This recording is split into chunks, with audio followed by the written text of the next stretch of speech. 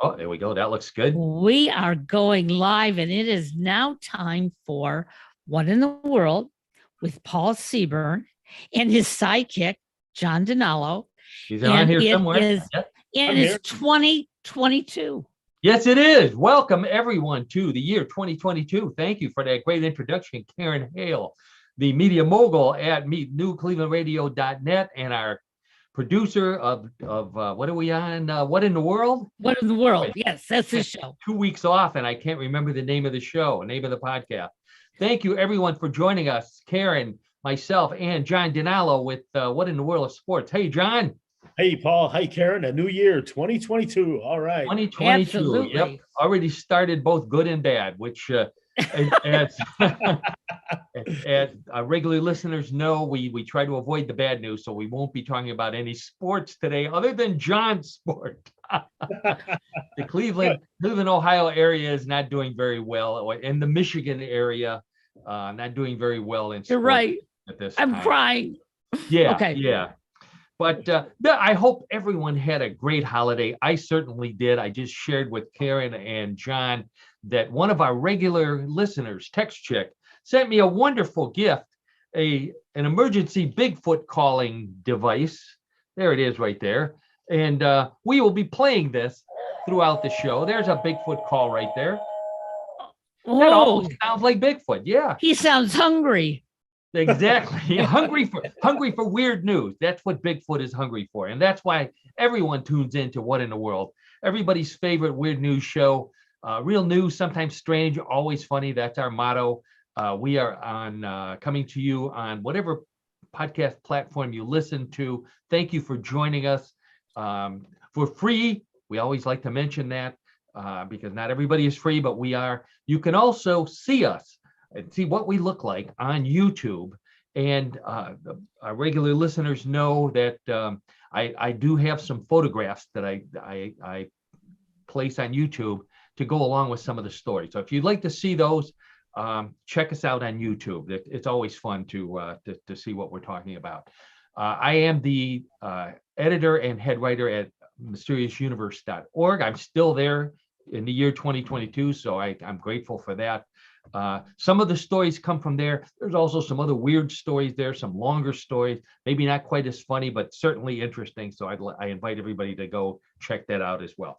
What do we have this week?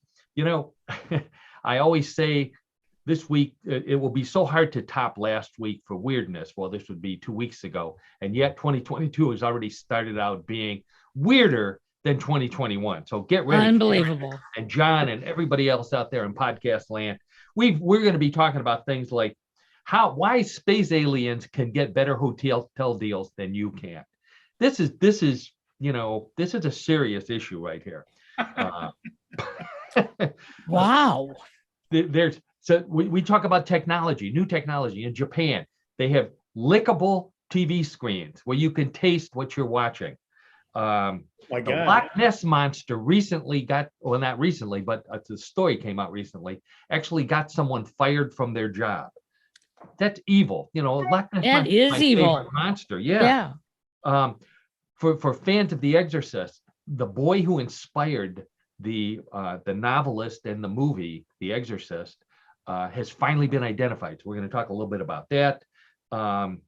If we get to it, I'll give a teaser here. A new study is calling for more sex in space.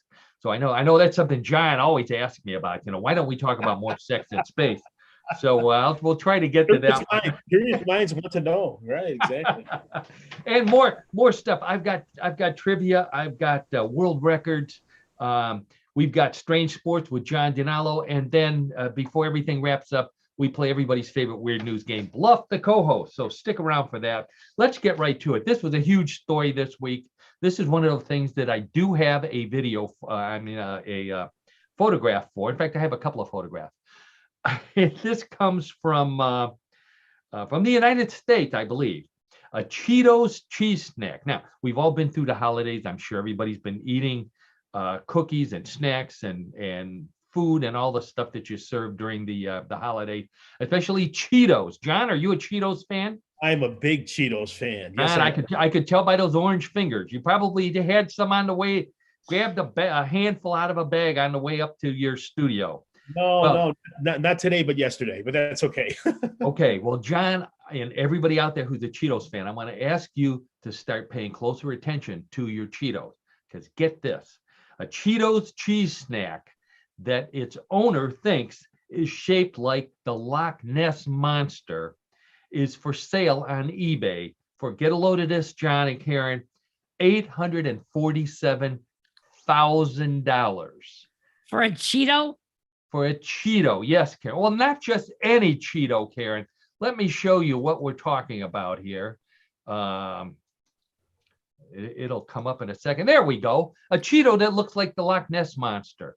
Now, or what people think the Loch Ness monster would look like if it were a Cheeto. I guess that would be the best way to describe it. John, give us your opinion. What do you say about that? Does that look like the Loch Ness monster? Paul and Karen, that's a reach. I mean, come on. How can you say that? I mean, it could be anything. No, to me, there's no, I mean, I guess it somewhat resembles the Loch Ness monster from what I've seen pictures and so forth, but that's a reach. It looks a little like a camel too, kind of like a camel. Right, exactly. With no legs. But $847,000 they're asking. If, this is not a Cheeto, this is a bit Cheeto. Only Bitcoins and bit Cheetos are worth that kind of money these days. But believe it or not, I'm trying to do some research on this. That's what kind of job I have, people here. I do research on Cheetos. Believe it or not, there's a black market for strange shaped Cheetos. We need to get in on this. Wow, that's amazing. It is. Okay, so this is a Loch Ness monster. They're actually getting bids. They didn't get the $847,000 yet, but they're hoping, anything's possible. Here's another one right here. Now, this is a Cheeto that looks like a gorilla. Now, they were nice enough, excuse me, to put a picture of a gorilla next to the Cheeto in case you're. That was very nice. Yeah. Yeah. Because if you just look at it, it looks like a deformed Cheeto, but next to a gorilla, it starts to look like a gorilla. The people who own this one were asking $99,000 for it. These things are selling. And who are they selling to? Get a load of this. There's actually a Cheetos museum that will buy some. Now, there are a couple in Canada. This happened in 2018. Couple in Canada found a Cheeto. This one's for you, John. I'm going to ask you to identify it for our listeners. There it is, right there. So what is that? That looks like a trophy of some sort, doesn't it? It looks like a person carrying a football. Like the Heisman Trophy. You mean the Heisman Trophy? Yeah. It's the Cheeto Trophy.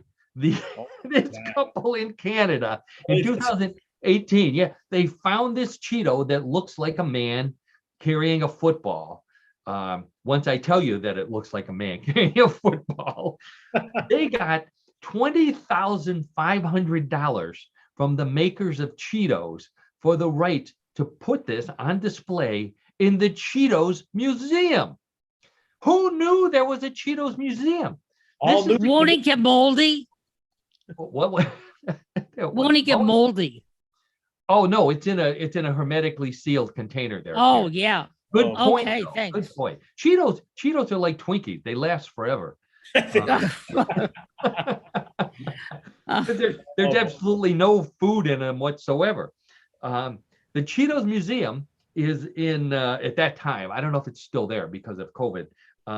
It was on Times Square, believe it or not, as part of the Ripley's Believe It or Not Museum, which I have been to, which is one of my favorite places in the world to visit. But the last time I was in New York, the Cheetos Museum was not there. So if it opens up again, you can go there and see this Heisman Trophy Cheeto worth $20,000. Who knew?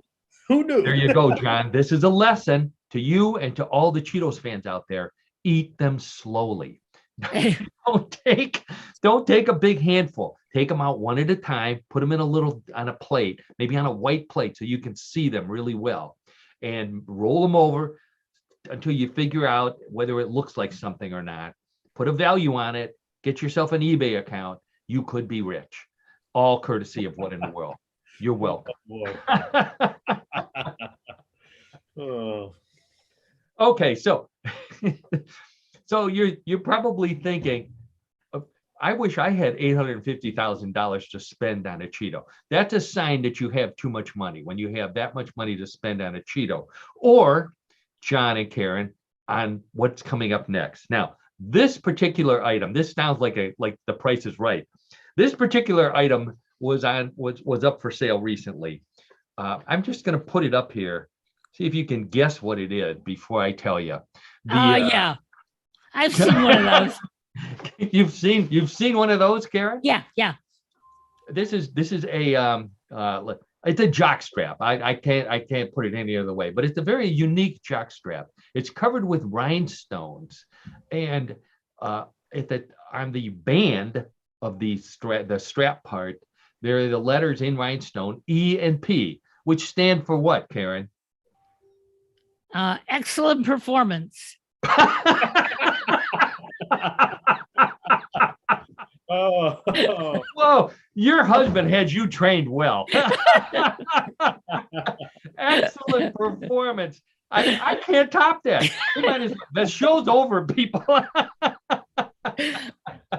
It says EP because this rhinestone studded jockstrap belonged to the one, the only, the king, Elvis Presley. Oh, okay. Believe it or not, this was up for sale and sold for $36,000. It was on display at the Elvis Presley Museum. It was made for Elvis by a fan. The museum claimed in their their little justification or verification of it that Elvis actually wore it a number of times. Who could figure? And I hopefully they washed it. Oh, maybe not. I don't know. Maybe that's why it was worth $36,000. Oh, I know. yeah. But I'll tell you what.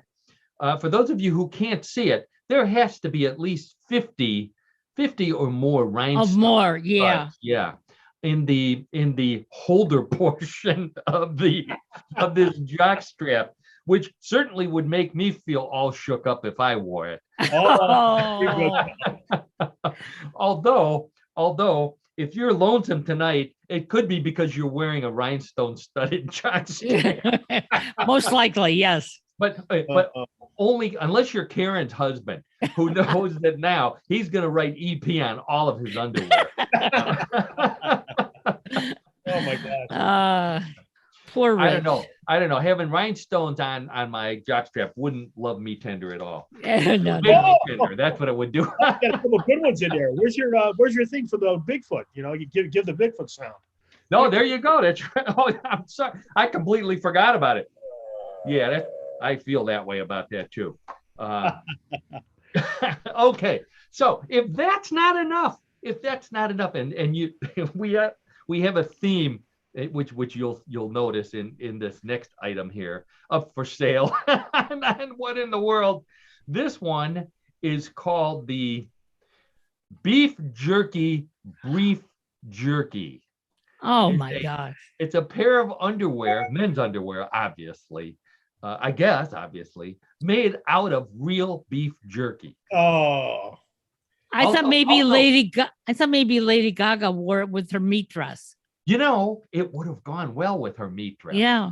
But I think she has more taste than that. Yeah, probably. Now, John, this is something you could afford. This is for sale, online for only $225. It's by the Original Edible Underwear Company. They make them to order, so I suppose you send your measurements in. Oh my God. And they say they are made to order for each specific customer from the highest quality of dried preserved meats we can find at the closest convenience store. So that's all the care in the world goes into a fine product like that. The beef jerky brief jerky. Hard to say. Wow. That's something else. That's another. That's what Bigfoot would say if while he's eating his beef jerky there. Uh, okay, so Oh, but let's move on. That's the last underwear story we have for now, I hope. Okay, so let's move on to a world record. This is a great world record here. See if I can put the picture up while we're talking about it. This kid is in California. He broke the 2 Guinness World Records at once when he solved the Rubik's Cube while juggling the cube and 2 juggling balls at the same time. So he's juggling the 2 balls and a Rubik's Cube. And every time the cube is in his hand, he twirls it and solved it, a random solve in, get ready for this, 15.63 seconds. So he's juggling and solving in just over 15 seconds. that's Unbelievable. Unbelievable. It is unbelievable. It He is. also, yeah. And then he wasn't finished. He hung upside down by his legs, grabbed another Rubik's Cube that was randomly twisted up, and solved it in 8.91 seconds to set the world record for upside down Rubik's Cube solving. How Wow. about that? Now that is manual dexterity there. That is just, at its best. Wow. yeah. What So- kind of job do you think he's going to get someday? Well, I know one thing. He's hoping that someday he'll get a date, so that, because that'll help take the bra off, I'm sure. Oh, As far as, I don't know what kind of job you can get. Safe cracking. That sounds right. Yeah, I mean, that's manual dexterity. Yeah, that's manual dexterity to the 10th power. I don't know what teaching Wow. other kids how to do it, probably. I guess, yeah. Yeah. This is an example of what's been happening as we've the past 2 years, our kids have had to stay at home. They're learning how to solve Rubik's cubes faster. Now, that to me is a worthwhile endeavor, more so than some of the other things we see kids doing with their telephones and whatever else they're doing. But basically, it's passing the time. And when we were kids, and we were home, like during a snow, back in the old days when it snowed enough that we were snowed in and we had a snow day from school, and we got bored, we twiddled our thumbs. You remember twiddling your thumbs? Oh, yeah. Yeah. Probably haven't done that in a long time, but we twiddled our thumbs in order to pass the time, and we were happy. We were, don't ask me to explain that to you, kids. We were happy. So today, when I'm bored, I look up twiddle your thumbs to see where that came from. Get a load of this. The term twiddle comes from the year 1540, the first time it was used, and it's a portmanteau, which is a combination of words, 2 words, and the words in this case are twirl and fiddle. They take twirl and fiddle, put them together, and you get twiddle. It used to be called twirling your thumbs, but apparently people who did it didn't like the way that sounded. So they came up with this new word, twiddle your thumbs, dates back to the 1540s. How about that? That's I thought that was interesting. You didn't come to rehearsal this morning. I know. I'm gonna twiddle my thumbs here for I think that's what John's doing right there. Okay. So now other kids in Japan have better things to do than solving Rubik's Cube, and that's where this story comes from. This is a Japanese professor and his students online developed a lickable TV screen. And I'm going to put a picture of that up here while we're talking about it. A lickable TV screen called Taste the TV, TTTV. What we're looking at here is a girl, or a lady, I should say a lady. The television is laid almost vertically flat, so she can bend over and lick the screen while she's watching whatever it is that she's licking. The bucket-shaped device above the TV is a carousel of 10 flavor canisters that spray a combination of natural flavors, onto the screen to match what she's watching. So if she's watching a commercial for Cheetos, for example, the screen would taste like Cheetos or cheese or whatever that orange stuff is. This is so people in Japan, for the first time, they have a reason to not fast forward through commercials, because now not only can they see the food, but they can taste it and decide if this is something they want to go out and buy. Now you can find out what dog food tastes like. I mean, Oh, if you think about it. Well, if nothing So- else, it's novel. So I was fascinated by the technology, because this, we all have these printers, these ink printers that you have to put those ink cartridges in. Uh-huh. And that's kind of what this is. This is an aerial view of the top of the TTTV, where one of the engineers is filling each one of the canisters with some sort of flavor for it to then be squirted onto the screen. I'm sure it sounds messy. It certainly sounds unhealthy, but Yeah, I don't think it sounds very healthy at all. but it does sound interesting. I've thought about that. I've watched. You see, they put such effort into commercials to make the food look so good. It doesn't taste as good as it looks. I've never had a McDonald's hamburger that looks like a TV ad. Have you? no. I never have. No, not at all. Not at all. I can see John. I hate to say it, but when the beer commercials come on, he's going to be over there. Yeah, it doesn't taste like to me. Or hard cider, whatever that stuff is. How much would you pay for a device like this, John? Yeah, I don't think I would pay anything for it, Paul. I agree. Oh man, that's just You can, believe it or not, you can get this for far less than a Cheeto shaped like a Loch Ness monster. or the man carrying the football, right? Oh my There God. you go. These are on sale for only $875. Not bad at all.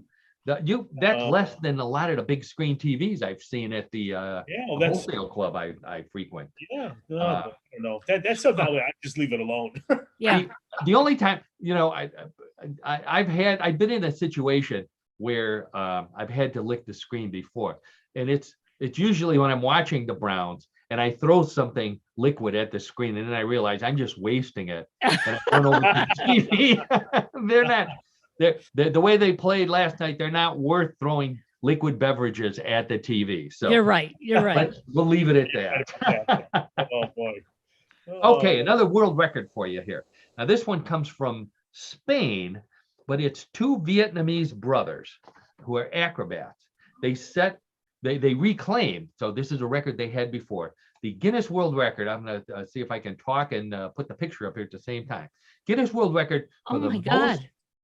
most consecutive stairs climbed while balancing a person on your head. Okay, so that's what they're doing. Two brothers. One is upright, the other one is upside down, head to head on his brother's head, legs spread for balance. The brother on the bottom is walking up the stairs of St. Mary's Cathedral in Girona, Spain. They set the world record. He walked 100 steps with Wow. his brother balanced on his head. That's I believe in under 90 seconds. Wow. They could have kept on going, but what happened was a pretty girl walked by, and the brother on the bottom went to tip his hat to her. And it was his brother. Now, His brother takes the spill. there you go. I had a lot of questions about this. I put this up on my Facebook page, and a lot of people said, what, he glued him to his head. I don't think he glued him to his head, but this is a church in Spain. It only has 90 steps. They had to build an extra 10 steps so they could break the world record. But who goes to church and walks 90 steps up just to go and listen to a sermon or a rabbi preach? Would you do that? I mean, I'm a religious person, but 90 steps, 90 steep stairs every Sunday. Well, and why would you go to church shirtless? Isn't that disrespectful? Good point, Karen. Because you got your brother on your head. Okay. He could tell the priest he was doing penance for something. That was Jeez. And Yeah, too much of a sideshow. Come on. his punishment for being in the near occasion of sin, Wow. as we Catholics all remember. Do you know what?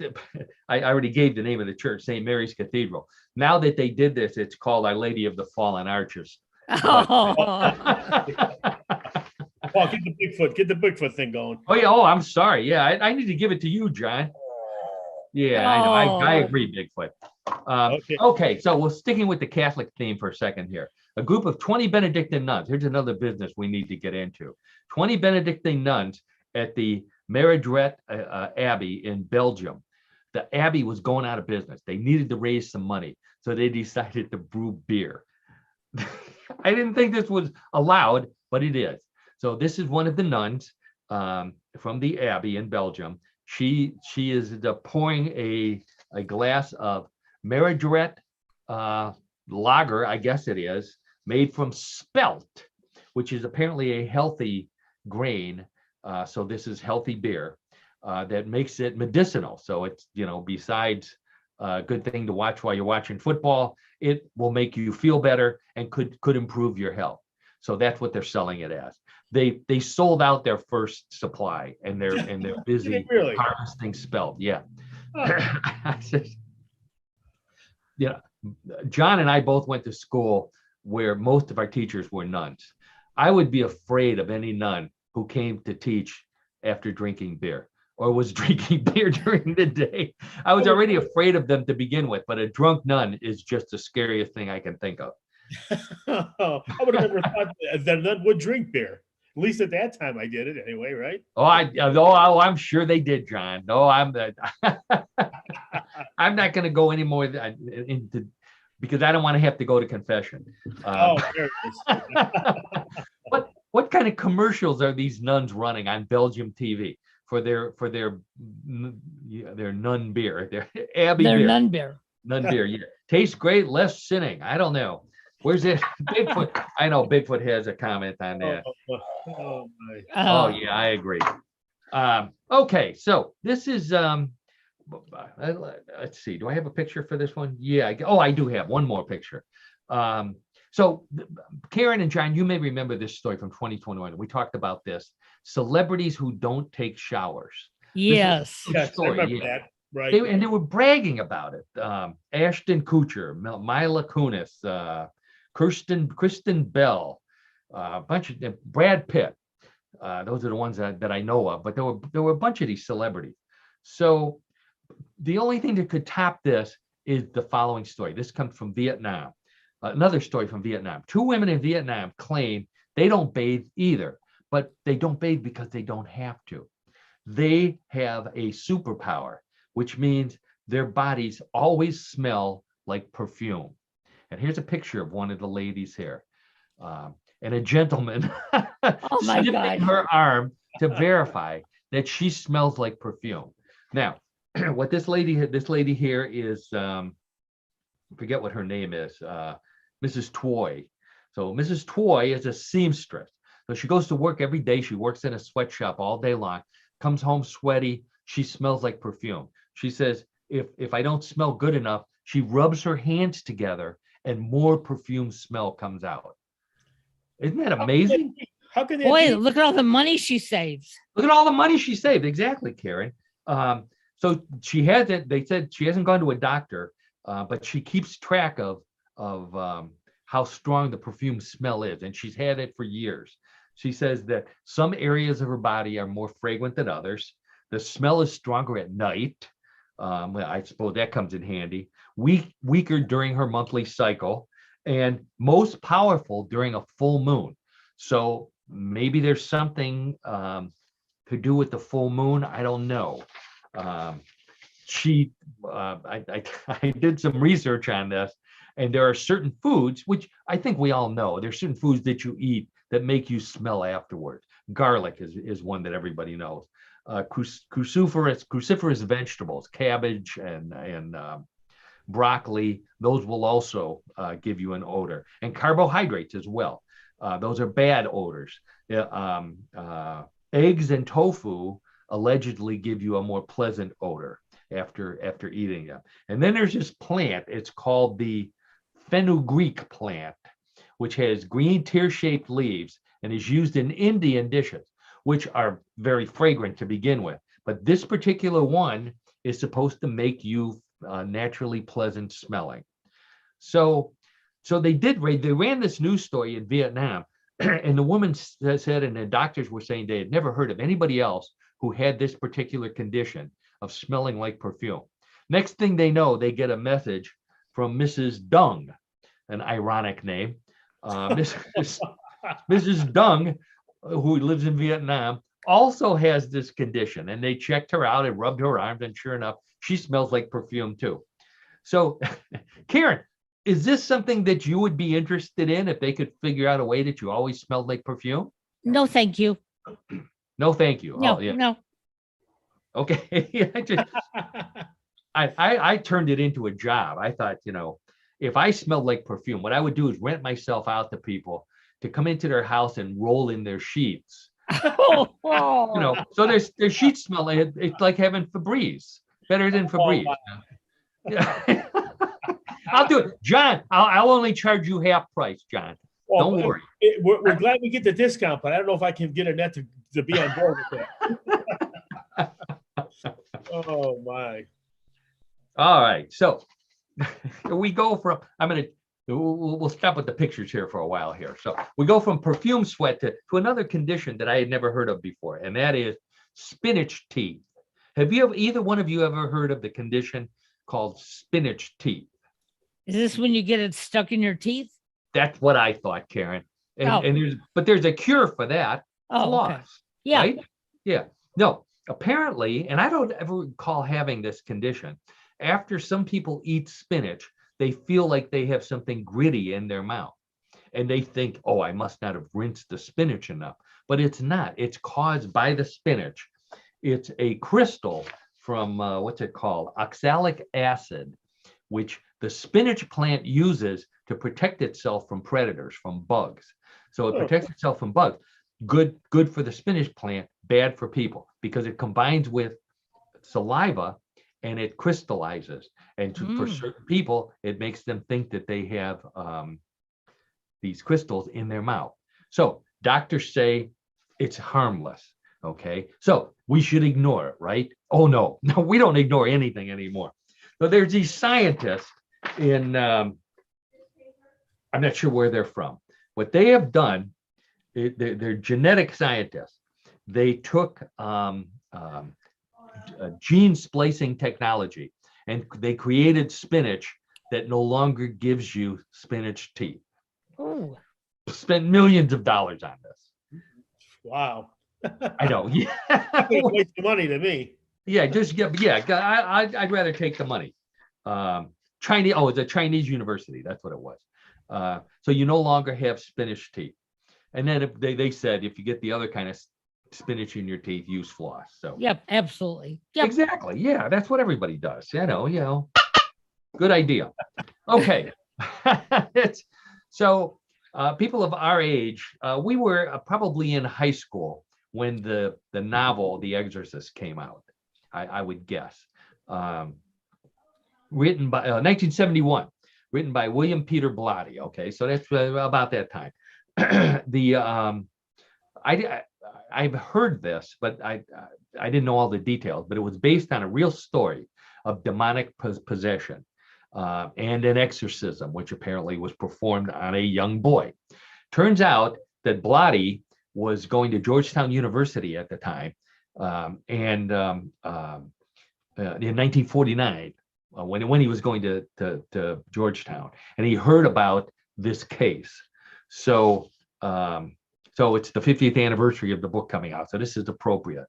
There was a rumor that the boy still lived in the area, but no one ever identified him. So a researcher recently started digging into it. So he found that there really was a boy.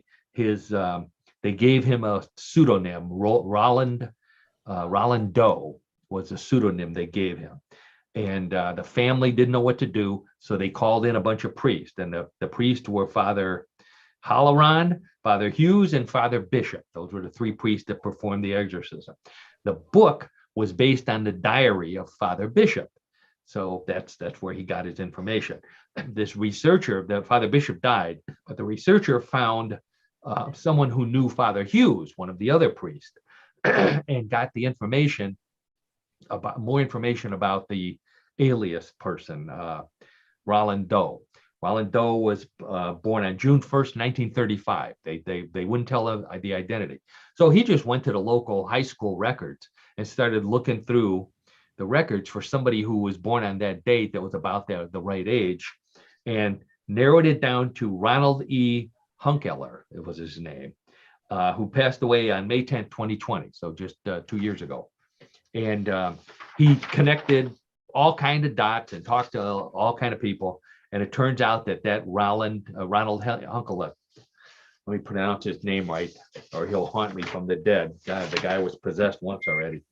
Hunkeler, Hunkeler, passed away in 2020, and he is the guy. How does he know he's the guy? Because they contacted his girlfriend.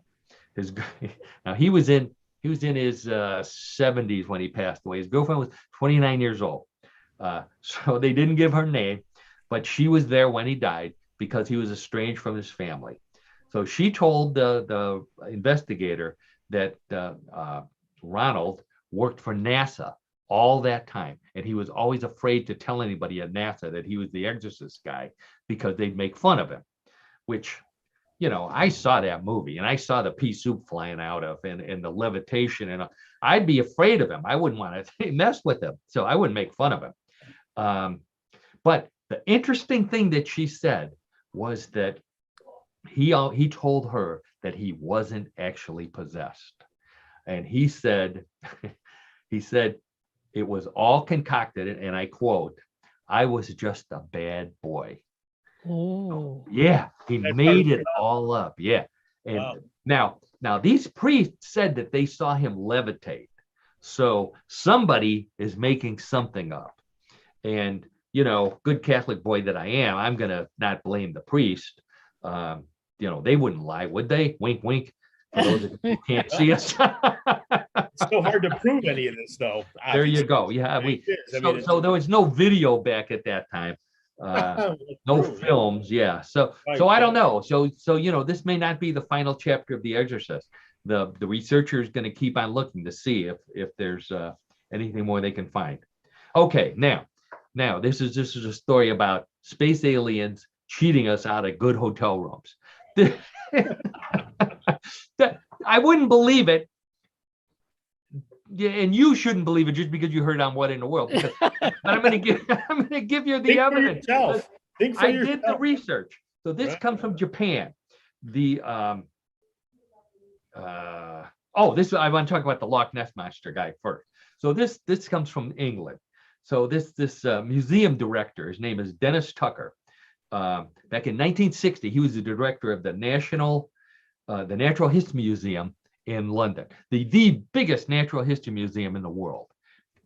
He let it slip that he believed in the Loch Ness monster and was fired the next day. Oh. Fired because he believed in the Loch Ness monster. So they covered it up.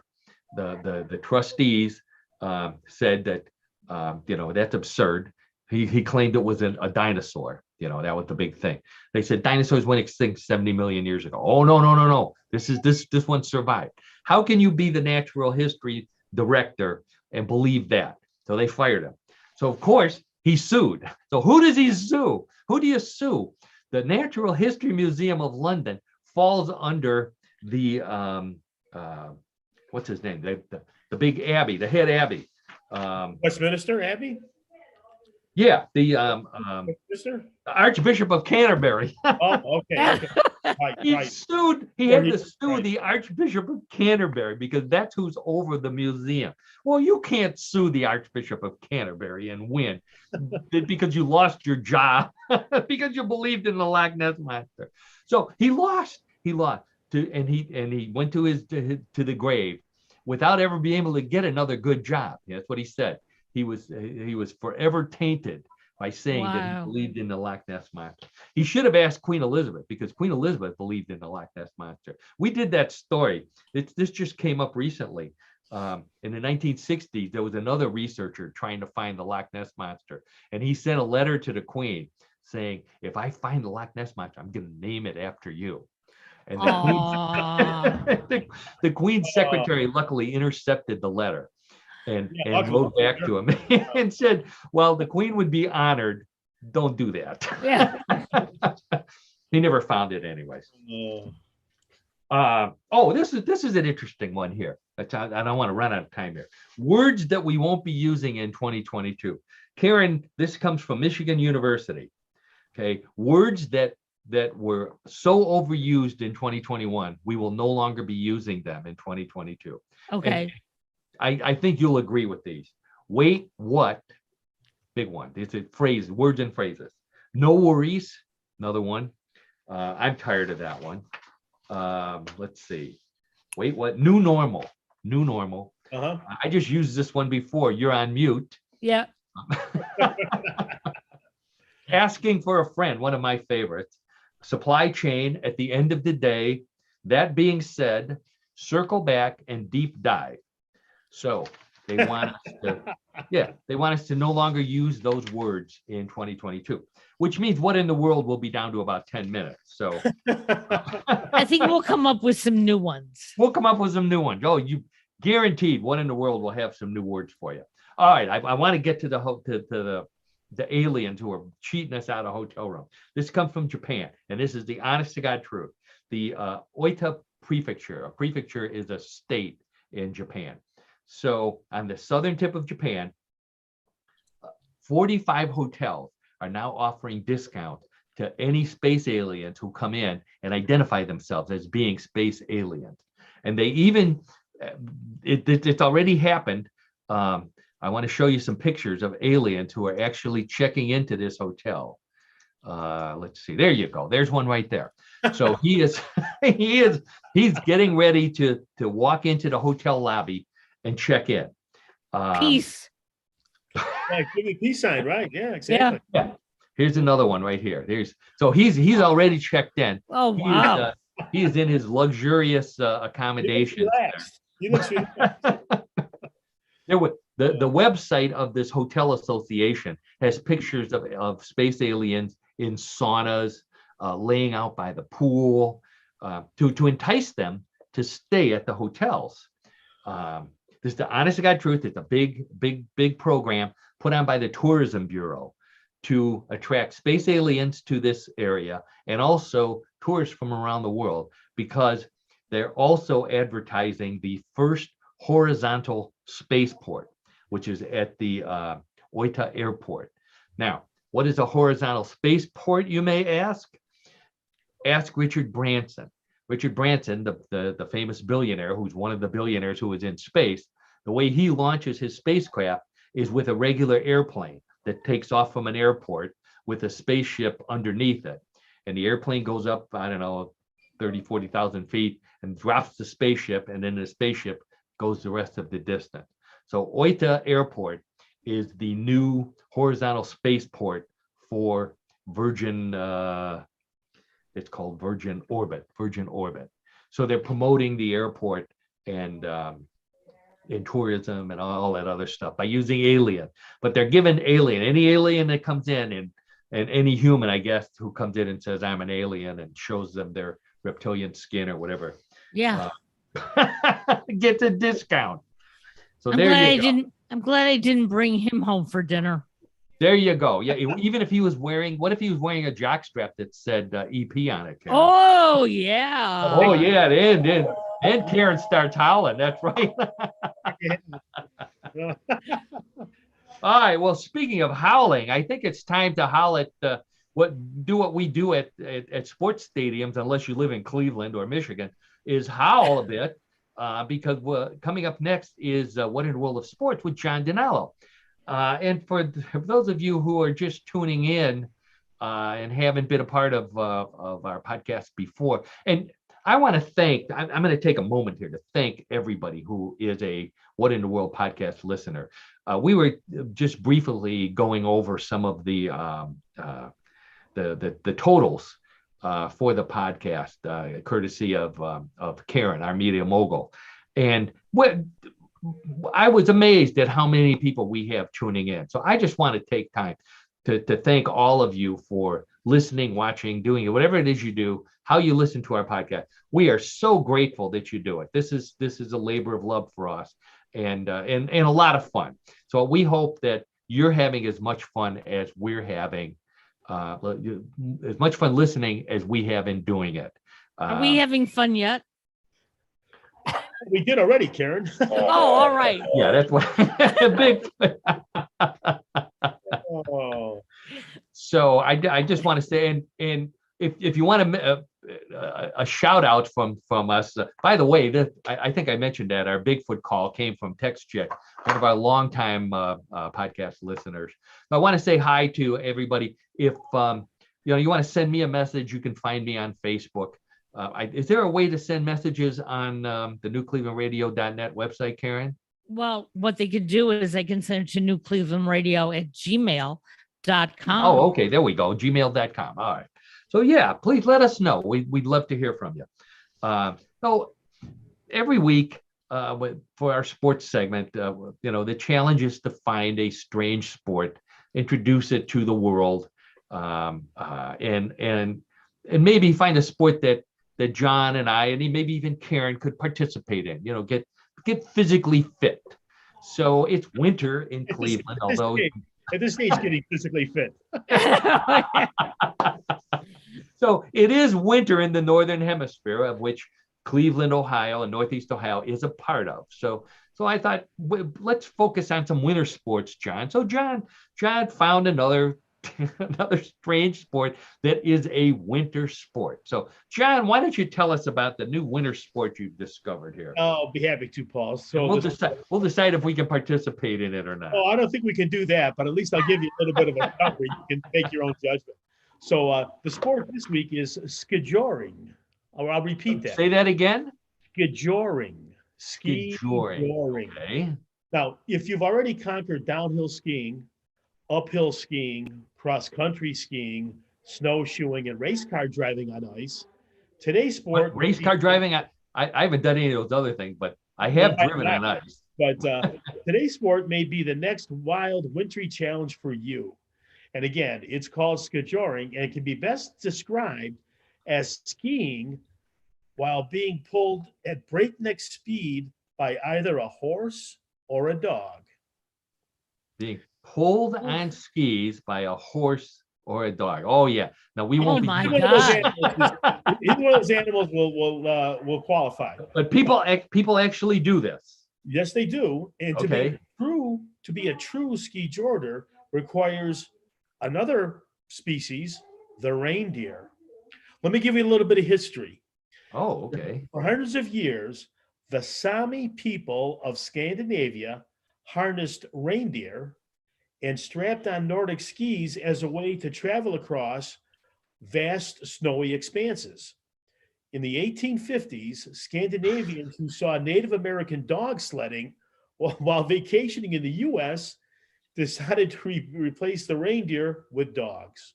So, now, I wonder how did they rope a reindeer in order to be able to hang on while they were on skis? All my research has not yielded an answer on that. So, but the name is derived from the Norwegian word skijoring, which means ski pulling, and it had a practical use in Norway, where fur trappers used it as a speedy way to check snare lines. Miners could go to various sites to claim sites as to where they're mining, and even backcountry mail deliverers could use them to speed up their routes. So mail carriers on skis pulled by dogs and horses. I'd like to see that. Well, it's kind of like expediting the process. Yeah. Oh, look at this! Wow. We have a picture of a man being pulled by a lady on a horse. There you are. Okay. And he's on skis. Right. And they're not working. They're not moving at breakneck speed. I will say. Not in this picture. That would be me. Slow down, Donna. Yeah. Be your speed, so to speak, or our speed. There you go. So the skijoring came close to being an Olympic sport, believe it or not. Wow. It was a demonstration at the 1928 St. Moritz Olympic Games. And then when World War II ended, American soldiers who saw skijoring in countries such as in France and Switzerland, they brought it home to the American West, where they then switched to using horses instead of the dog. So a little small dog there. I don't know how. I'm not sure. There's a picture. There's a picture of what looks like a toy poodle pulling a guy. Yeah. They must be going downhill. I'm not sure how much energy he's going to generate to pull that Jen, but at any rate. Yeah, no, this is a little closer to what John is talking about. Right. The horses pulling the skier.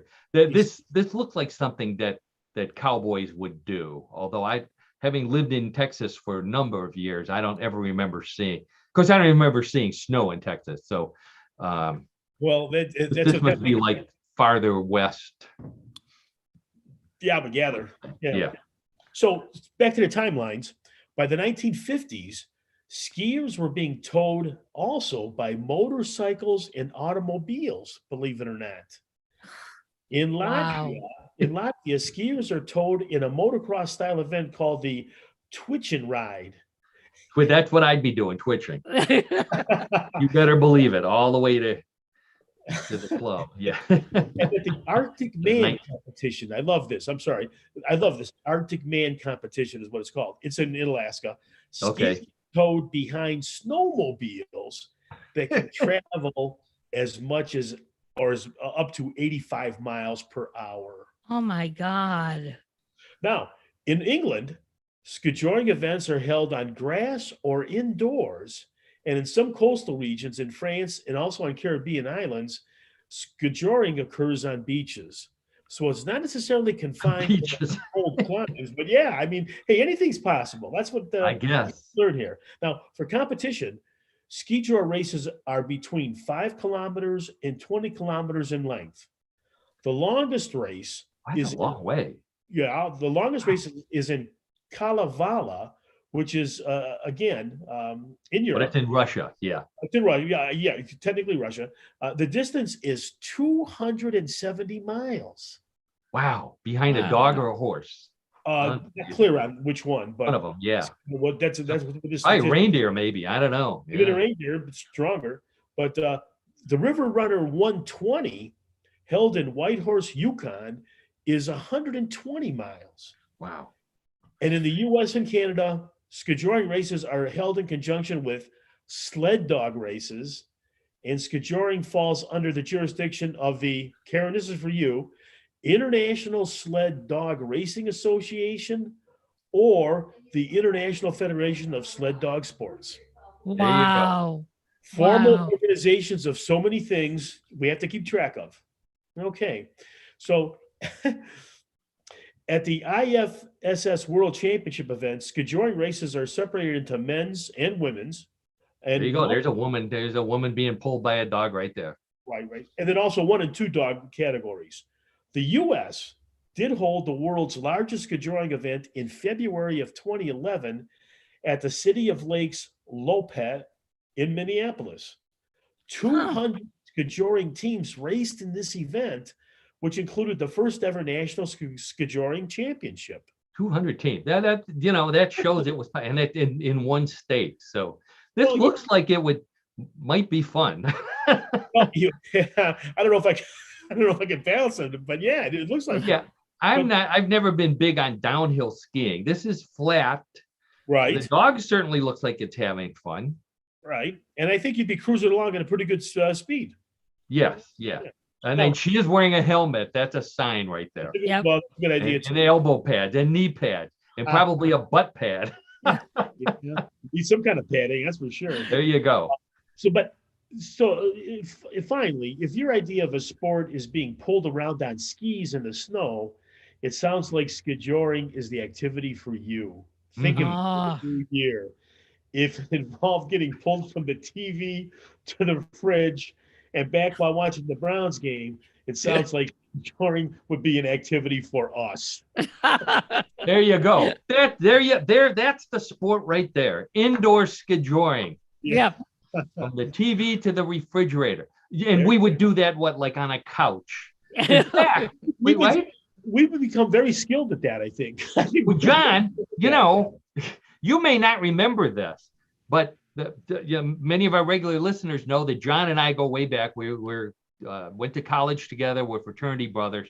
John, you may not remember, we tried skijoring once at a fraternity event, and the two of us actually did that couch version. That's not a fantasy. We actually tried it. Here's a picture of us right here.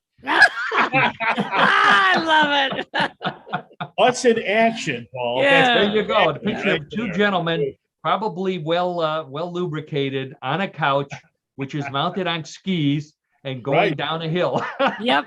I love it. Skiing, so to speak, in a different way. Oh, That is a typical fraternity activity. we had a few of those. Yes, we did.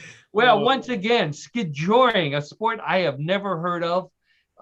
Although it looks like fun, it's certainly not one that I think my body would survive. I'm with you on that, Paul. Not at 270 miles, that's for sure. Maybe Yes, 100 yards. 100 yards skijoring. We could try that. we could try that. Absolutely. John, once again, a very interesting, unusual, and certainly unexpected sport. So thanks once again. Oh, What you're in the welcome. World of Sports with John Dinalo. So that means that we've reached the last segment of What in the World, and that is Bluff the co-host. Everybody, including Bigfoot, I think, everybody's favorite weird news game. That's right. Thank you, Bigfoot.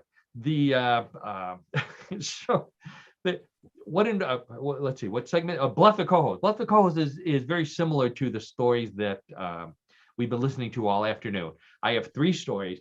Big difference is that although the others have been true, these may be bluffs, and it could be 1, 2, or 3 are bluffs. And it's up to Karen and John and those of you playing at home, listening to the podcast, to decide which are real and which are a bluff.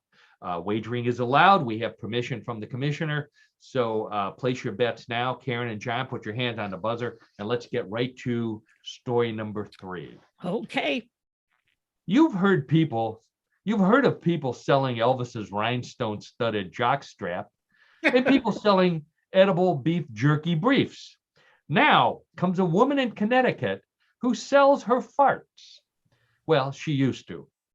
This stay-at-home mom claims she made $200,000 last year by farting into jars, sealing them, and selling them online for up to $1,000 a jar. The demand was so great that this so-called fartrepreneur was farting 50 or more times a day, requiring her to switch to a high farting diet of beans, eggs, and protein shakes. Unfortunately, a trip to the emergency room with severe stomach pains forced her to reveal to the doctors her occupation, and the cure required her to switch to a low-fiber diet and get out of the fart in a jar business. For the lady in Connecticut who claims she made $200,000 last year selling her farts in a jar until the beans got to her and the doctor said, no more fartrepreneur. What do you say, Karen? Real or bluff? Well, I read about this is a real thing that some people actually do. So I'm going to say it's real. Now, which part do people actually do? Fart No, in they jars actually or pay? they fart Or in pay for jars. it? They fart in jars and sell it, and people buy it. Sell it. Okay. Yeah. Would you do that No. for $1,000? No. No. Okay. No. We just everything has a price. Yeah, everything has a price. No. No Okay, farting. so No. Karen says that the fartrepreneur is real. John, how about you? Oh, this is another one of those that you just Yeah. pray it's going to be false, because I mean that's sick. That is It like, is sick. not only is it sick, how much money can you waste on something so frivolous? What do you do? What do you do? You keep it on a shelf or whatever? I mean, what do you do with it? You throw money out a window? Come on now. I gotta say, Some people have elf on the shelf. Some people Oh my have fart on God. the shelf. Karen and Paul, I tell you, I just pray it's false. My faith in humanity will be restored if it's false, but if it's true, I don't know what John says, John, let me make sure I have this straight. John says it's a bluff. Karen says it's a real story. Yeah. right.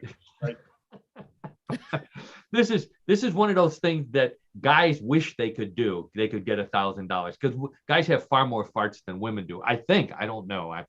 I'm going to assume that. But let's check with the judges, and the judges say, "Congratulations, Karen. That's a true story." John, Sadly, yeah. you're missing it. You're missing a good business here. Well, there is no for that. Ridiculous. That is ridiculous. Entrepreneur, you know. Yeah. There's an opening in John. There's an opening in Connecticut. We just found out. There's a This could job be for good. everybody. Right, There you exactly. go. Get online. All right. Okay. So Karen is ahead, 1-0. Let's get right to Way story. to go. Way to go. Hand on the buzzer, John. You can come back with this one. Story Okay, number good 2. practice here. Okay. All right. An ice cream shop in Minnesota has figured out a way to boost business in the wintertime while helping to get rid of old Christmas trees by turning them into Christmas tree ice cream sundaes made from 100% Christmas trees.